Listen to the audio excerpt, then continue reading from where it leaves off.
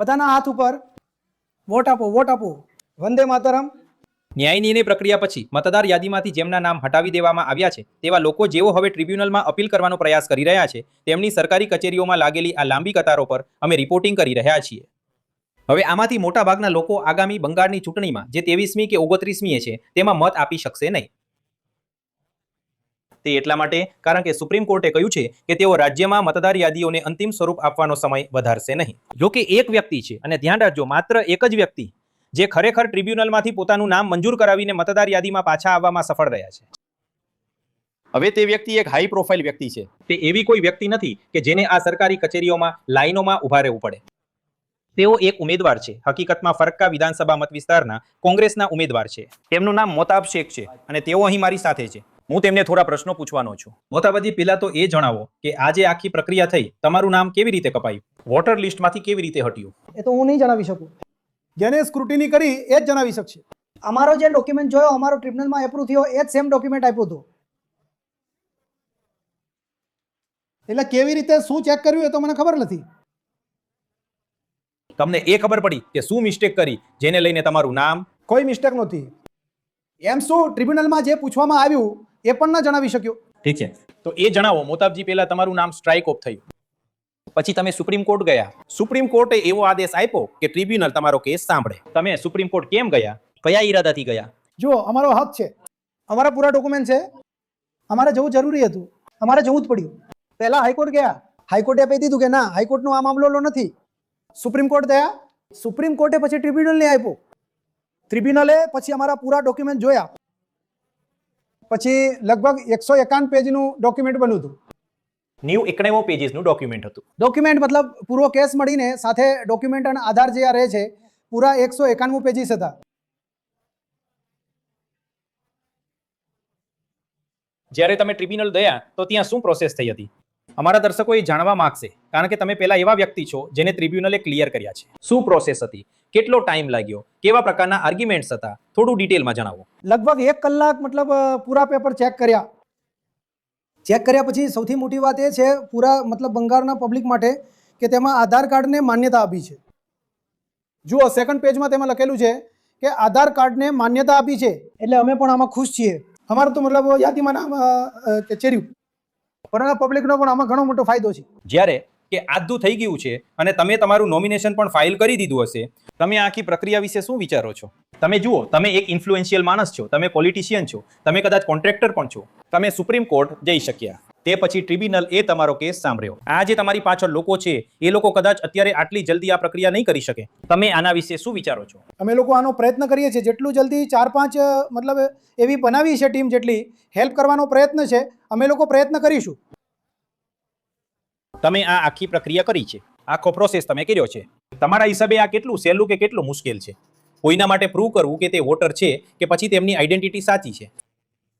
તમે આખી પ્રક્રિયા જોઈ, તમારી સાથે પોતે થયું છે. જો આમાં કોઈ સમસ્યાવાળી વાત નથી.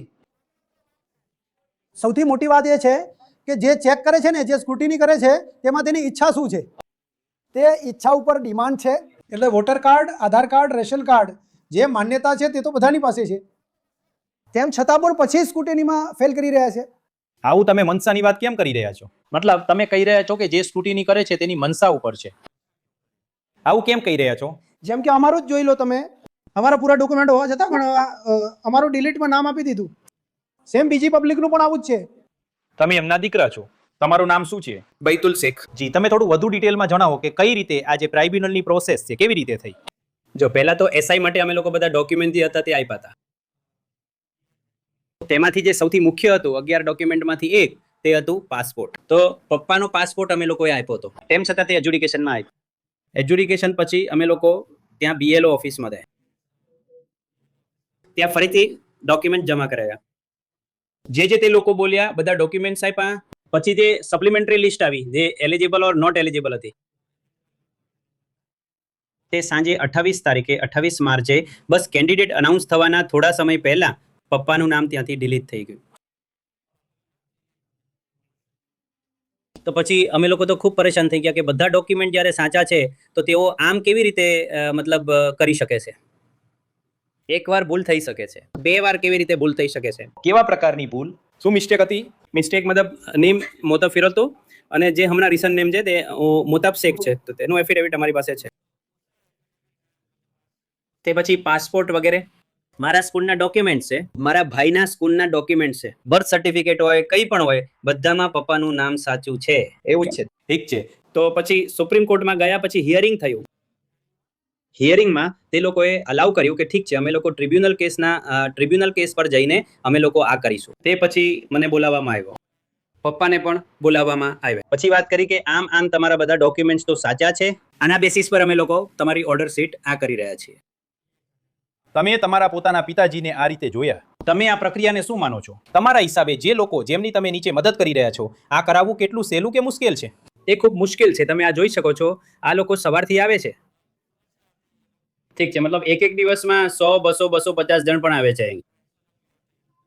તો પણ અમે લોકો કોશિશ કરીએ છીએ કે જેટલા લોકોની મદદ કરી શકીએ બેચમાં. હમણાં વિસ્તારમાં અમે લોકો આ કેમ્પ ગોઠવ્યા છે SIR ના. તો અહીં આ બધા લોકો એવા લોકો છે જેમના મત અથવા નામ મતદાર યાદીમાંથી કાઢી નાખવામાં આવ્યા છે. હવે તેઓ અહીં આવ્યા છે અને એવા લોકો પણ છે જે આ લોકોનો વિરોધ કરી રહ્યા છે. હવે આ ફક્ત કોંગ્રેસ કે આ ઉમેદવાર જ નથી કરી રહ્યા. ઘણા ઉમેદવારો અથવા ઘણા રાજકીય પક્ષો આવા કેમ્પનું આયોજન કરી રહ્યા છે, પરંતુ તે તદ્દન કંટાળાજનક પ્રક્રિયા છે. તે વાતનો ઉલ્લેખ કરવો જ પડે. શું તમારું નામ પણ મતદાર યાદીમાંથી હટી ગયું છે? જી, શું નામ છે તમારું? નામ બશીર શેખ. તમારા પરિવારમાં કોનું નામ હટ્યું છે? મારી માતાનું દહીદર બાજારમાં વોટર લિસ્ટમાં નામ હતું, તો હમણાં ડિલીટ કરી દીધું. શું કારણ રહ્યું? શું કારણ રહ્યું? કાંઈ પણ કારણ નથી. 2022 તો વોટર લિસ્ટમાં નામ છે, એટલા માટે તમારું નામ કાપી નાખ્યું. મારા બાપનું બરાબર છે, તો અમારું પણ તો બરાબર હોવું જોઈએ. તો મારા બાપનું તો બરાબર છે. અમારા 4 ભાઈ બહેનોનું નામ અહીં હતું. તો અત્યારે તમે અહીંયા શા માટે આવ્યા છો? અમારે અત્યારે જમા કરાવવાનું છે. જમા કરાવવાનું. ત્યાર પછીની પ્રક્રિયા તમે જાણો છો? અત્યારે સુધારવા આવ્યા છીએ. હવે જોઈએ છીએ શું થાય છે. મતલબ ટ્રિબ્યુનલમાં તમે કેવી રીતે જશો, કેવી રીતે અપીલ થશે, એનો કઈ આઈડિયા છે તમને? અમને લોકોને નથી આવડતું. દીદી, તમારું નામ શું છે? મનુવાલા બેવા. તમારા ઘરમાં કોનું નામ ડિલીટ થયું છે? અમારું. તમારું. કેમ થયું તમે જાણો છો? મને તો ખબર નથી. મેં તો ડોક્યુમેન્ટ પણ બધા આપ્યા છે, વોટ પણ આપ્યો છે, બાપનું પણ બરાબર છે, બધાનું બરાબર છે. હવે શા માટે આવ્યું છે એ કઈ નથી શકતા. તમને ક્યારે ખબર પડી કે તમારું નામ નીકળી ગયું છે? આ જે બિલ પ્રથમ જ તો આપ્યું છે. હું હિયરિંગમાં પડદાઈ છું, બધું જમા કરાવી દીધું અને આવ્યું નહીં. હવે મને ખબર એ નથી. હવે આગળનો રસ્તો શું છે? આગળ શું કરશો તમે લોકો? હવે ઠીક કરી લેશે. હવે અમારે તો વોટ આપવાનો છે. તમને લાગે છે કે આ ચૂંટણીમાં તો કદાચ હવે તમે નહીં આપી શકો? તો કરવાનું છે એને, ઠીક કરવાનું છે.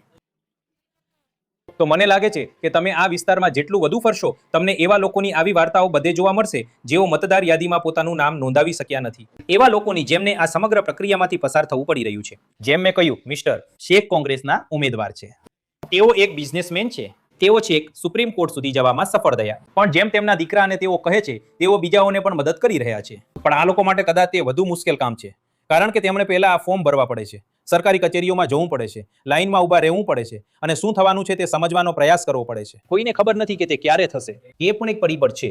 જેમ કે શ્રીના કિસ્સામાં શેખ તે મતદાર યાદીમાં પાછા આવ્યા છે. તેમણે તેમનું નામાંકન ભરવામાં સફળતા મેળવી છે. આમાંના ઘણા લોકોના કિસ્સામાં આ પ્રદેશમાં જે 23મીએ મતદાન થવાનું છે તે માટે સમયસર આવું ન પણ બને. તે મારો કહેવાનો મતલબ છે કે તેની નિષ્પક્ષતા વિવાદાસ્પદ છે. સુપ્રીમ કોર્ટ કહે છે કે તે બરાબર છે, કારણ કે મતદાર યાદીઓને કોઈક સમયે સ્થગિત કરવી પડે છે. આવનારા થોડા દિવસોમાં આ કેવી રીતે પરિણમે છે તે જોવું રસપ્રદ રહેશે.